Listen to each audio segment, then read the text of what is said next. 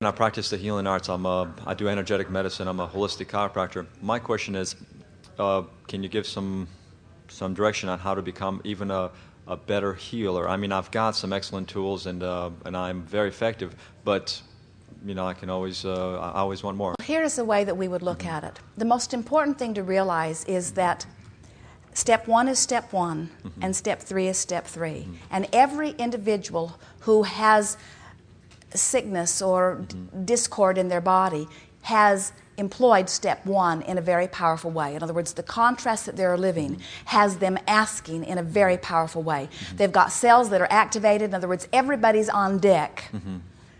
They're asking and source energy is answering. And the only reason that they are not well already is because they've got something going on that's causing them to resist the well-being that's coming.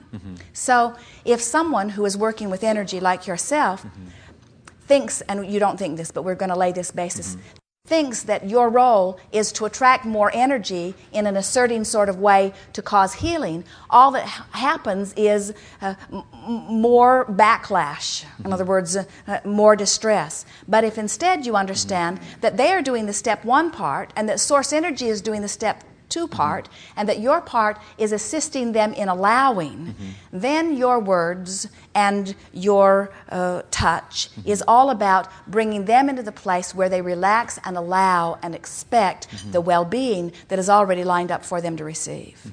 And often you are a receiver of it because you're open to it even when they're not. And often you can feel the rhythm of the energy that's coming on their behalf even when they're not. And sometimes there's a little anxiety on your part wanting to somehow get them to receive it when they're not quite ready. And that's where less technique and more words sometimes are beneficial. In other words, more words like, I've seen this before and I'm expecting results. And I can feel that we're making progress, and don't take score too soon. And even though you're still feeling discomfort, progress is being made and relief is on the way.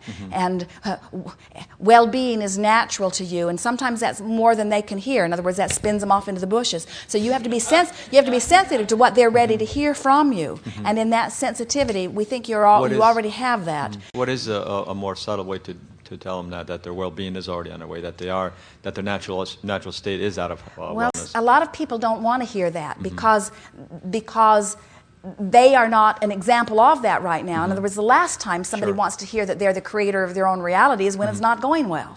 In other words, it's sort of like rubbing salt into the wound just a little bit. And so a softer way would be, you're doing very well. And I'm very optimistic here. And I don't think this is going to take a lot of time. And I can feel that things are moving along. And I've had other experiences like this that give me this information. In other words, just be very soft with them. And watch for any opportunity that you can to compliment them on what they are doing. And for example, as you are manipulating their body and you feeling them tensing, don't talk about them tensing. But as you are manipulating their body and you feeling them relaxing a little bit, compliment them on there. That's the way. That's just right. Now you're getting the hang of it. That's what we want. Yeah. In other words, always talk to them in terms of what they are allowing. And in other words, now we're back to that preventative thing, aren't we? In other words, you're not wanting to tell them what they're doing wrong or what they're not allowing. You don't want to point out, oh yes, I can feel some blockage here. Oh yes, here's what you're wanting to say. Instead is, things are beginning to move here. I think things are going to feel a little better for you now. Yes, this is what we're looking for. All right. Yes, this was a very good day. I'm anticipating, in other words, anticipating the positive outcome. And some of them, it's easy to do that with because that is more who they are. Some of them, it's harder. But what happens, almost everybody writes those books based on the hard cases. They do. They take the very hardest case and then they make their determinations based upon that. And it's way overkill for most people. We think that therapeutic touch, massage, chiropractic, the therapeutic touch is the most effective method of healing that exists in your world today. And the less intrusive it is, the more beneficial it is. In other words, the lighter the touch is, the better it is, because the lighter the touch is, the more likely they are to come into a place of alignment. If somebody believes that they have to make something hurt in order for it to get better, they're going about it the hard way. Yes. And one other question. And with what I do some mind-body work and different things like that. A lot of times I realize, of course, that where they might be hindering their own good might be, for example, an emotion of maybe hate, anger, different things like that. Yes. And I work with them on an emotional basis Yes. too, some mind-body work. Yes. Is it of benefit to them to actually identify to them that that's the cause, and then go through a step of forgiveness of self, forgiveness of others, find the good and the lesson in the experience, or should I just direct them towards this is gonna, you're gonna do well, this is gonna improve, everything's flowing Well, better? of course, they fit together so nicely, and you are a teacher to the very core of your being. But they've come because they want you to do something with their body. They don't want philosophy from them, from you usually. Right. And so we would give them that, It's a physical- and we would begin there. And then if they are recurring clients, and most of them are, in other words, you get to develop Sure. a relationship with them, then it is beneficial for you to eventually begin to express to them your understanding of allowing. And say to them, I am not a healer in the sense that I have power that I am giving to you. All I'm doing is helping you to access your natural state of well-being. That's the general message Right. that you're wanting to give to them.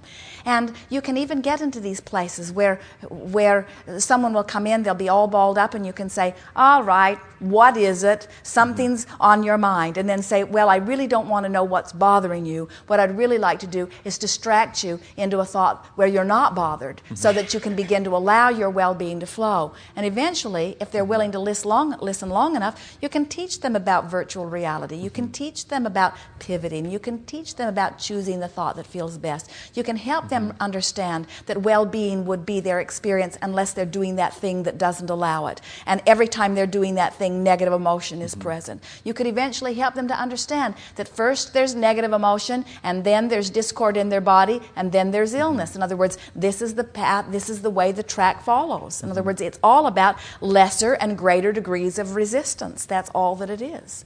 And so it's wonderful to teach people. In other words, when people come to a physician and they want a pill or a surgery or a therapy, very often they can receive it because in the midst of their struggle, they have a strong rocket of desire, and when they go to the healthcare professional, they have belief in the outcome, and so often they can find remedies. There are a lot of wonderful remedies that take place in these settings, but almost always there is another reoccurrence and another reoccurrence and another reoccurrence because they are not understanding what causes it to begin with. And so certainly you're wanting to deal with what's most immediate, but it is also so loving to help them to understand gently how they got there. Because in the same way that you teach them to release this one, you help them not attract the next one. In other words, you can say to them, in other words, that might be the very best understanding of preventative medicine. In understanding how to release the resistance here and now, we're also talking about how it will never come back. And is that not the best preventative medicine you've ever heard? Yeah, absolutely. I believe it was last month's tape or the month prior to that, you were speaking about a schizophrenic patient, or the mother was, I think it was the mother that was speaking regarding her son that had schizophrenia or something like that. And the question is, again, I'm just getting a little more specific here, but in a case like that, I know, of course, you want to lead him, but should I try to find out what the underlying emotion was, and again, go to that process of in other words, I'm looking for the cause. Was it an emotional? Was it a physical? Was it a nutritional trauma? Or should I look for the cause, or should I just... We can tell you what the cause is every time, if you want to know. It's someone's natural instinct for freedom in an environment, maybe general and maybe specific. In other words, it might be a mother and it might be a society that suppresses. And so the individual does not feel free to be who they feel like being, so they suppress only to have another part of them find freedom through another personality. And the more personalities that come up, the stronger the suppression has been. In other words, that's always what it is. So don't you find yourselves, think about it, when we were talking earlier about how you find yourselves behaving one way with one person and another with another. So someone who has a lot of different personalities may very well be someone who is just easily activated by whatever is surrounding them. And since there are rivers or currents or streams of thoughts, some people become very pliable in that regard, you see. But always it is because they feel unable or incapable or not allowed to allow who they really are to flow. And always the remedy is a soothing of them. It is a unconditional loving of them. It is an accepting of them as they are. The thing that goes most wrong in the treatment of these kinds of things, like schizophrenia, is an automatic assumption that it is wrong and a determination to get rid of it, which just antagonizes what it was. And when you think about it, as Esther stands here, she could certainly be called schizophrenic. In other words, there is Esther and there is Abraham. And you cannot deny that they are not one in the same. In other words, Jerry could tell you the difference.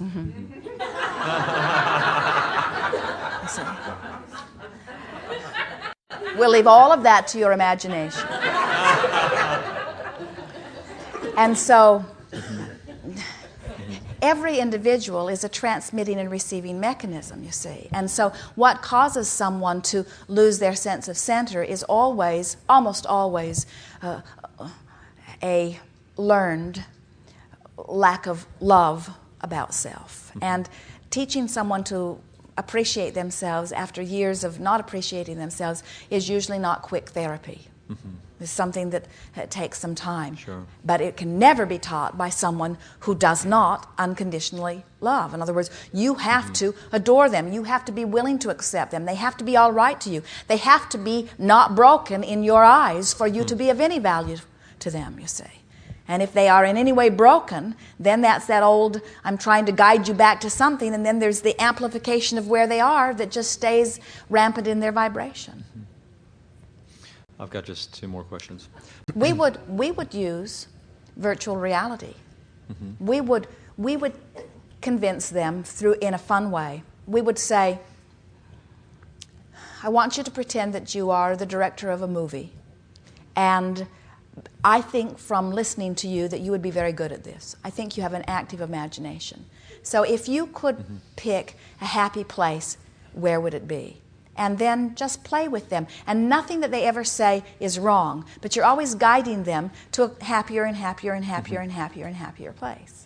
And then get them to describe what time of day it is and what the air feels like. And ask them why they've chosen that particular time of day and why they've chosen that particular air. In other words, just kind of evoke from them as much as you can more of that. Some of them will play along more easily than others.